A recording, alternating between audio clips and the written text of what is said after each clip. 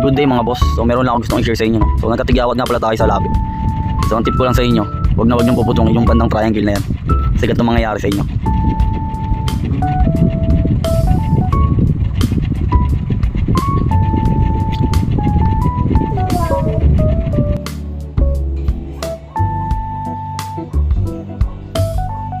Aray ko, doon kami.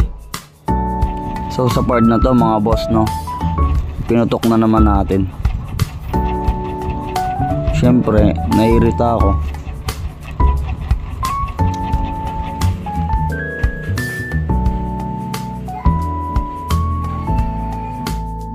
Guys, ito yung nangyari kasi pinutok ko. Tips ko rin sa inyo mga boss, no, huwag na huwag kayong makain ng mga manok, isda, yan yung mga malalansa para mas lalong hindi mamaga. Maligo kayo araw-araw, yan, yun lang gawin nyo. Ako kasi kinakain ko lang yung lugaw, walang lasa, tapos 3 beses ako naliligo sa isang araw. Kala mo sinuntok eh, no?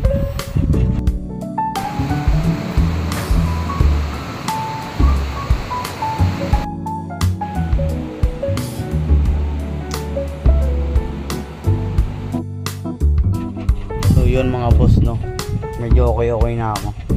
Ito na siya after 1 week natin. After 1 week natin mag quarantine dito sa bahay ng ate. Ayan, no. Payo ko lang sa inyo, huwag nyo talagang puputukin yung triangle na yan,